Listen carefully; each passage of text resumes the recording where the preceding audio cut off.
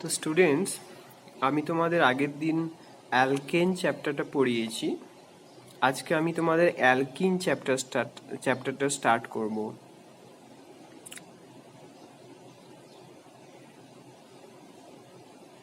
তো অ্যালকিন মানেটা কি? অ্যালকিন হচ্ছে যে সমস্ত কম্পাউন্ডের মধ্যে কার্বন কার্বন ডাবল বন্ড থাকবে, সেই সমস্ত কম্পাউন্ডদেরকে আমরা অ্যালকিন বলবো। Compounds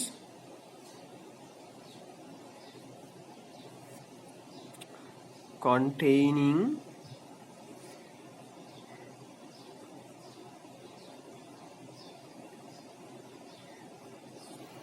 carbon carbon double bond are called alkene. ওকে, যে সমস্ত কম্পাউন্ডের মধ্যে কার্বন কার্বন ডবল বন্ড থাকবে সেই সমস্ত কম্পাউন্ডদেরকে আমরা অ্যালকিন বলবো। তো এই অ্যালকিনগুলোর স্ট্রাকচারগুলো কেমন হয়ে থাকে? একটা একটা কার্বনের 4টে বন্ড থাকবে, ঠিক আছে? এই হলো প্রতিটা কার্বনের 3টে বন্ড। ওকে, আর এই সমস্ত বন্ডগুলো এবং কার্বন অ্যাটমগুলো একটা প্লেনে থাকবে, ঠিক আছে? আর যে পাই বন্ডটা থাকবে, মানে ফোর্থ বন্ড, পাই বন্ড, সেটা basically above the plane and below the plane থাকবে। যেমন তুমি যদি এই সিচুয়েশনটাকে on the plane of this paper ভেবে থাকো, তাহলে ওই পাই অরবিটালটার একটা পোর্শন ওপরে থাকবে পেপার ওপরে, আরেকটা পোর্শন পেপারের নিচে থাকবে। তো এই পাই অরবিটালটা কিভাবে তৈরি হয়? এই যে দুটো কার্বন, তাদের দুটো পি অরবিটাল রয়েছে, পি অরবিটাল, এই তো দুটো পি অরবিটাল, এই কার্বনের এইটা একটা পি অরবিটাল আর এই কার্বনের এইটা একটা পি অরবিটালটা। তো যখন তারা ওভারল্যাপ করবে তখন একটা পাই বন্ড ফর্মেশন হবে। তো এই পাই বন্ড ফর্মেশন হওয়ার ফলে পাই বন্ডের একটা ফেজ ইলেকট্রন ক্লাউড ওপরে থাকবে above the plane of this paper, আরেকটা হচ্ছে below the plane of this paper. Okay, তো এই যে আমি একটা পার্ট শ্যাডো করছি, তার মানে এই দুটোর ফেজ অপোজিট ফেজ বোঝানোর জন্য। তো এই হচ্ছে আমাদের পাই অরবিটালটা, এইরকম দেখতে হয়, এবং তারা তোমার above the plane and below the প্লেনে এক্সিস্ট করে। এবং এই যে অ্যালকিন, তো এই অ্যালকিনটা একটা প্লেনার স্ট্রাকচার হয়ে থাকে। Alkyne has planar structure. Okay, তো এই অ্যালকিনের এই যে পাই অরবিটালটা রয়েছে, এই পাই অরবিটালটার ভলিউমটা অনেক বেশি হওয়ার জন্য এরা খুব সহজে পোলারাইজেবল হয়ে থাকে। পাই অরবিটাল আর ইজিলি পোলারাইজেবল। এই ইজিলি পোলারাইজেবল হওয়ার জন্য এদের মধ্যে electrophilic substitution, electrophilic and nucleophilic substitution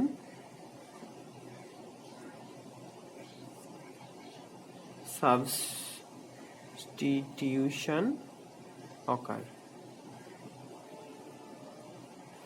ঠিক আছে? মানে নিউক্লিওফাইলও খুব ভালোভাবে রিয়্যাক্ট করতে পারবে, আবার ইলেকট্রোফাইলও খুব ভালোভাবে রিয়্যাক্ট করতে পারবে। তার জন্যই এই অ্যালকিন ফাংশনালিটিটা অনেক টাইপের রিয়াকশান শো করে। তো তাদের মধ্যে একটা যে রিয়াকশান আমি প্রথম বলবো, সেটা হচ্ছে খুবই একটা নোন রিয়াকশান অ্যালকিনের, সেটা হচ্ছে ব্রোমিনেশন রিয়াকশান।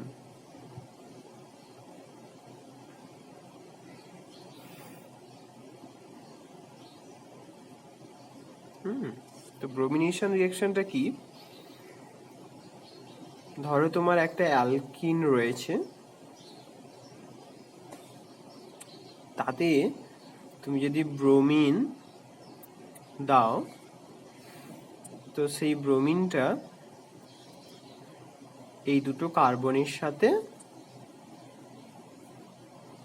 অ্যাড হয়ে যাবে, ঠিক আছে? তো অ্যাড হয়ে গেলে কি হবে, এই ব্রোমিনটা তো রিঅ্যাক্ট করে গেল, তো ব্রোমিনের ইউজুয়ালি কালার কি হয়ে থাকে, ব্রাউন কালার। তো রিঅ্যাকশনের ফলে তাহলে ওই ব্রাউন কালারটা ডিসঅ্যাপিয়ার হয়ে যাবে। তো আফটার রিঅ্যাকশন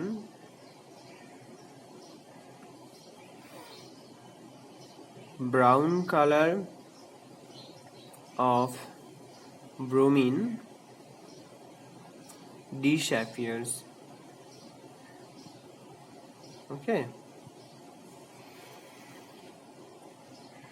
তো এবারে রিঅ্যাকশনের মেকানিজমটা কি হতে পারে?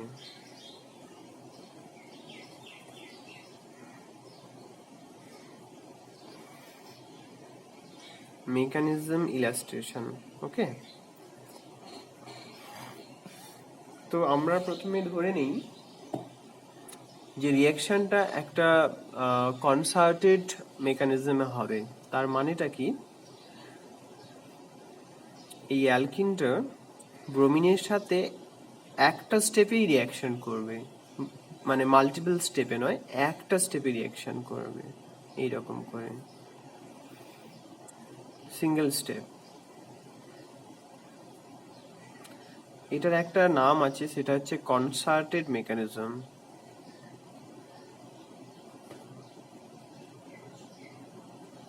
যখন কোনো রিঅ্যাকশন সিঙ্গেল স্টেপে হয় তাদেরকে কনসার্টেড মেকানিজম বলা হয়, এবং তার ফলে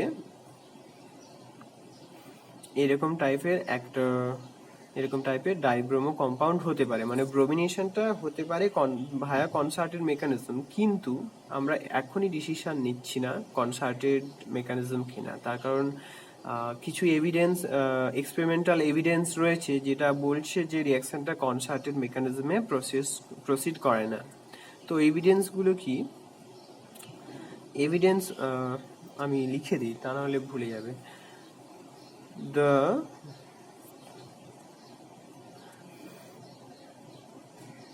following two evidences do not support a concerted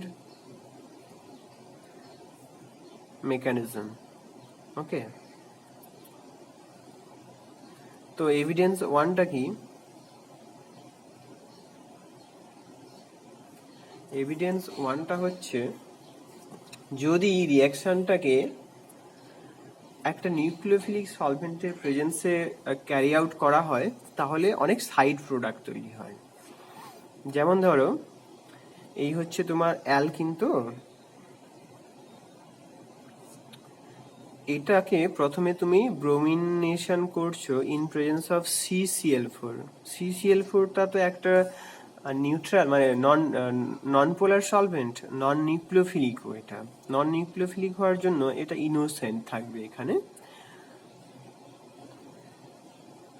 তো যেটা আমাদের এক্সপেক্টেড ডাইব্রোমো কম্পাউন্ড সেটা হচ্ছে। ওকে, যদি তুমি এই রিঅ্যাকশনটাকে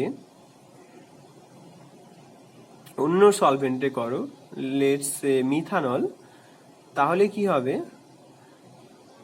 তোমার কম্পাউন্ড ওয়ান তৈরি হচ্ছে, মানে এই কম্পাউন্ডটা তৈরি হচ্ছে, প্লাস তার সাথে এই সাইড প্রোডাক্টটা তৈরি হচ্ছে। Okay, let's say this is compound 2। আবার যখন তুমি এই ব্রোমিনেশনটাকে মিথানল আর অ্যাসিটিক অ্যাসিডের মিডিয়ামে করবে, তখন কম্পাউন্ড ওয়ান তৈরি হলো, মানে এই ডাইব্রোমো প্রোডাক্ট, প্লাস কম্পাউন্ড 2 তৈরি হলো, মানে এই কম্পাউন্ডটা, প্লাস অ্যাসিটেট কন্টেইনিং কম্পাউন্ডটাও তৈরি হচ্ছে।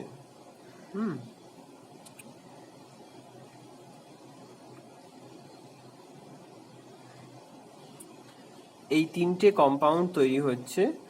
তো তার মানে বেসিক্যালি ব্যাপারটা দাঁড়াচ্ছে যে রিয়াকশনটা একটা স্টেপে প্রসিড করছে না।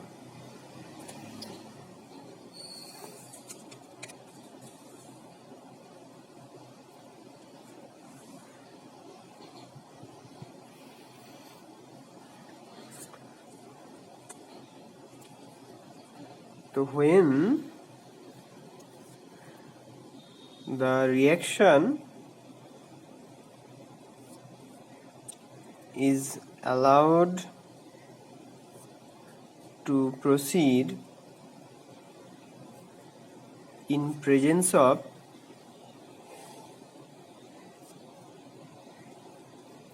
nucleophilic solvent,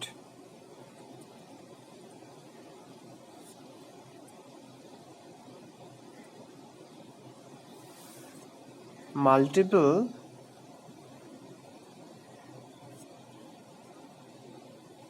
products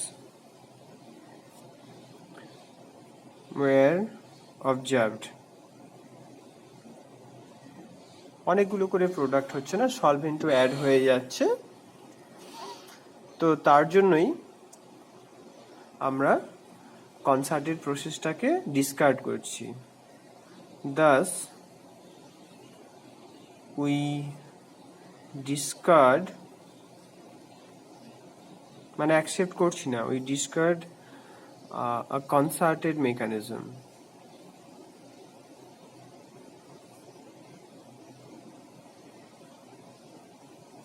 ওকে, তাহলে অল্টারনেটিভলি কি হতে পারে? অল্টারনেটিভলি আমরা এরকম ভাবতে পারি যে অ্যালকিনটা রয়েছে, তার সাথে ব্রোমিন আসছে,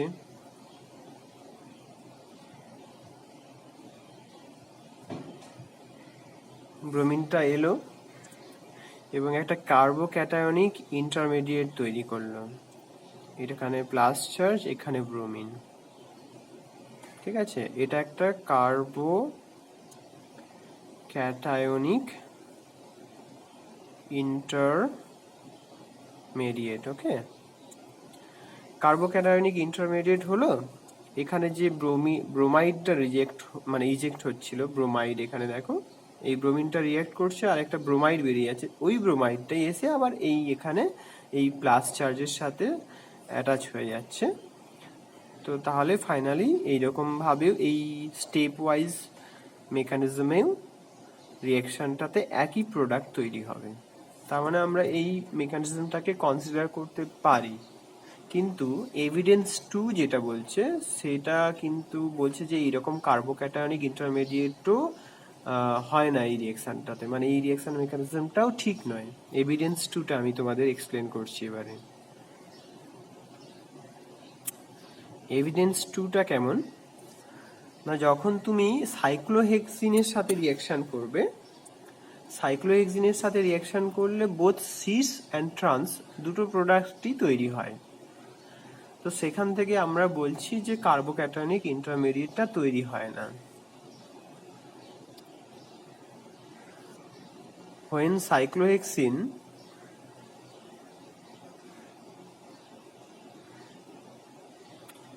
is subjected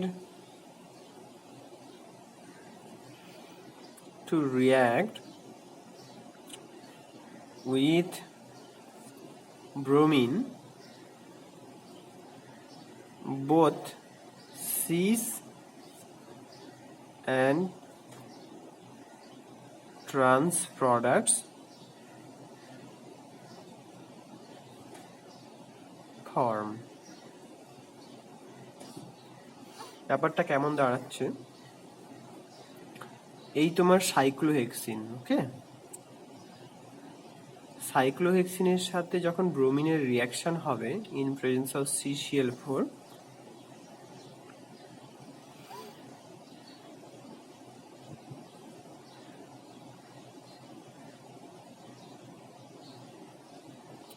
when cyclohexene is subjected to react with bromine both, না আমি এখানটায় ভুল বললাম, only trans product,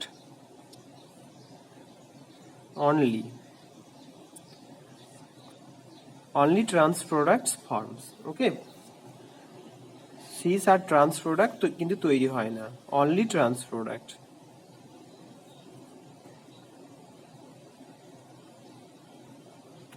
তো এর দ্বারা আমরা কি করে বুঝবো যে কার্বোক্যাটায়নিক ইন্টারমিডিয়েটটা হয় না, সেটাই ইম্পর্টেন্ট এখানে বোঝার।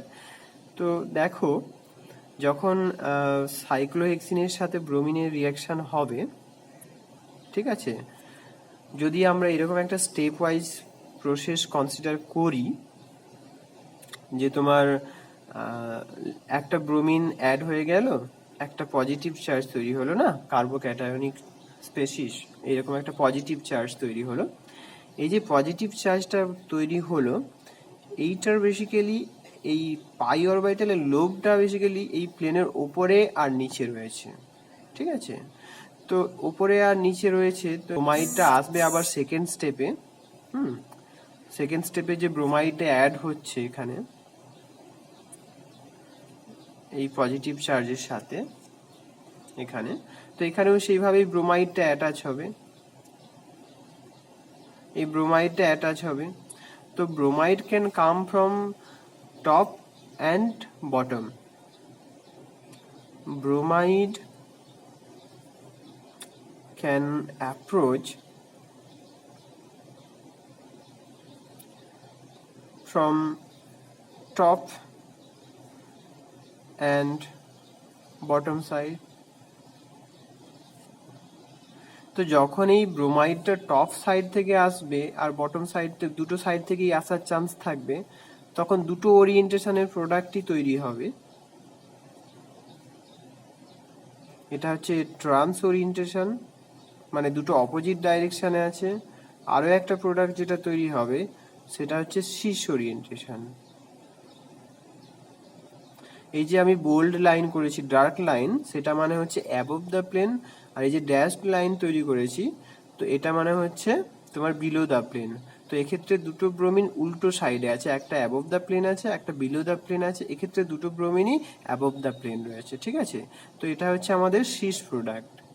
তো স্বাভাবিকভাবে দেখা যাচ্ছে যদি এরকম কার্বোক্যাটায়নিক ইন্টারমিডিয়েট সত্যিই তৈরি হতো, তাহলে সাইক্লোহেক্সিনের সাথে ব্রোমিনের রিয়েকশনে সিস আর ট্রান্স এই দুটো প্রোডাক্টই তৈরি হওয়া উচিত ছিল, কিন্তু এক্সপেরিমেন্টে আমরা দেখছি শুধুমাত্র ট্রান্স প্রোডাক্টটা তৈরি হচ্ছে। শুধুমাত্র ট্রান্স প্রোডাক্টটা তৈরি হচ্ছে, তার কারণ সেটাই ইন্ডিকেট করছে যে এরকম টাইপের কার্বোক্যাটায়নিক ইন্টারমিডিয়েট তৈরি হয় না। এই কার্বোক্যাটায়নিক বা এই টাইপের কার্বোক্যাটায়নিক ইন্টারমিডিয়েটটা এই রিয়েকশনে তৈরি হয় না। তো তাহলে আমরা কিভাবে এক্সপ্লেন করব? তো এখানে বলা হচ্ছে যে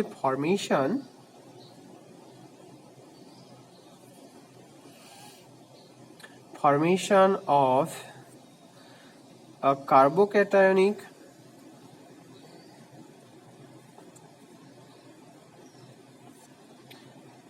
intermediate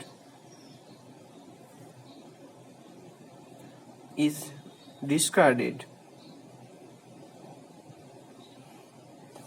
মানে আমরা কার্বোক্যাটায়নিক রিয়াকশন মেকানিজম হয় সেটা আমরা বলছি যে হয় না, মানে এটা ডিসকার্ড করা হচ্ছে।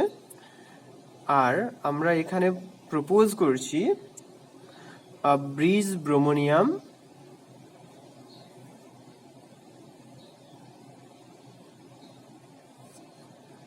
ion formation is proposed. কেমন সেটা হচ্ছে, দেখো, আমাদেরকে বেসিক্যালি এক্সপ্লেইন করতে হবে যে এই ট্রান্স প্রোডাক্ট সাইক্লোহেক্সেনের এই ট্রান্স প্রোডাক্টই তৈরি হচ্ছে। তাহলে আমাদেরকে এমন একটা ভাবে করতে হবে যে যাতে করে ওই অ্যালকিনটার একটা সাইড, একটা ফেস ব্লক থাকে, এমন একটা ইন্টারমিডিয়েট তৈরি হবে যার একটা ফেস ব্লক থাকে। সেটা কেমন ভাবে হবে? এই হলো তোমার সাইক্লোহেক্সিন, ব্রোমিন রিয়্যাক্ট করলো। তো ব্রোমিন রিয়্যাক্ট করার পরে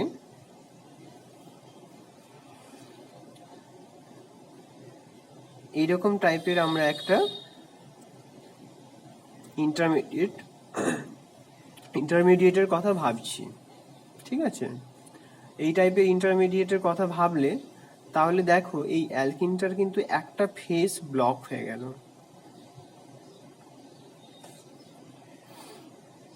তো এরপরে যে ব্রোমাইড আয়নটা এসে রিয়্যাক্ট করবে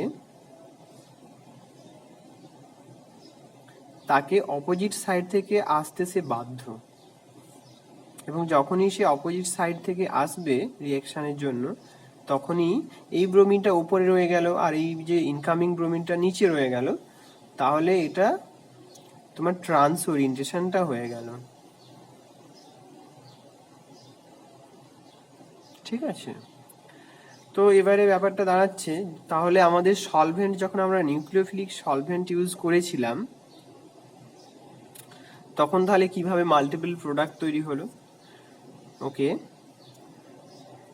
এই হচ্ছে তোমার ব্রিজ ব্রোমোনিয়াম আয়ন ফর্মেশন অফ, এটাকে লিখে দিই, ব্রিজ ব্রোমোনিয়াম আয়ন।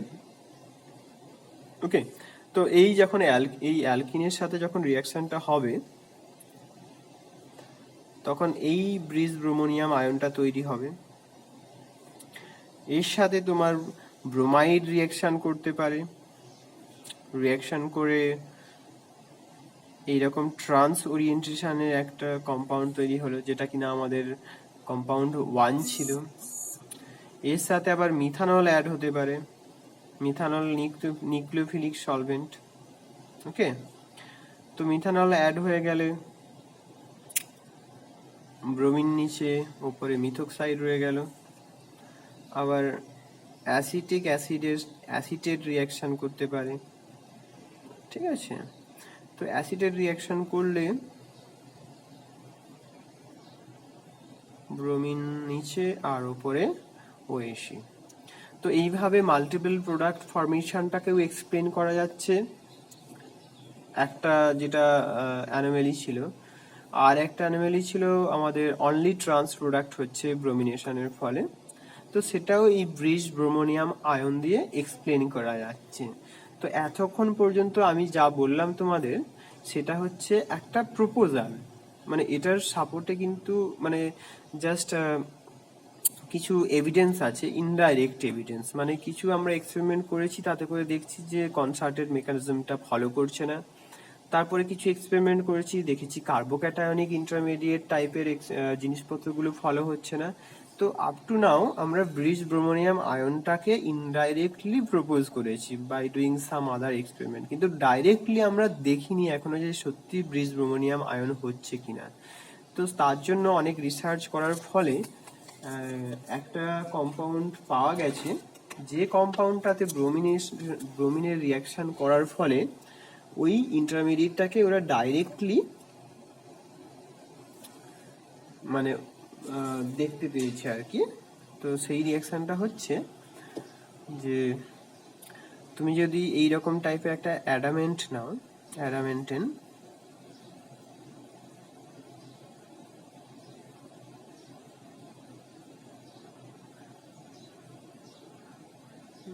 আমি অ্যাডামেন্টটা ভুল আঁকলাম, অ্যাডামেন্টন হচ্ছে এটা, এটা হচ্ছে আমাদের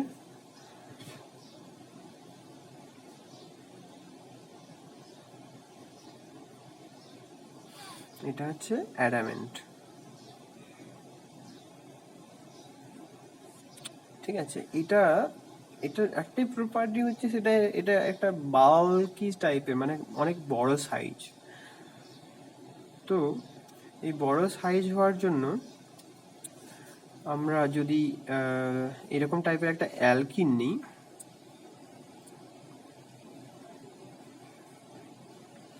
যার কিনা দুই দিকে অ্যাডামেন্ট অ্যাটাচড,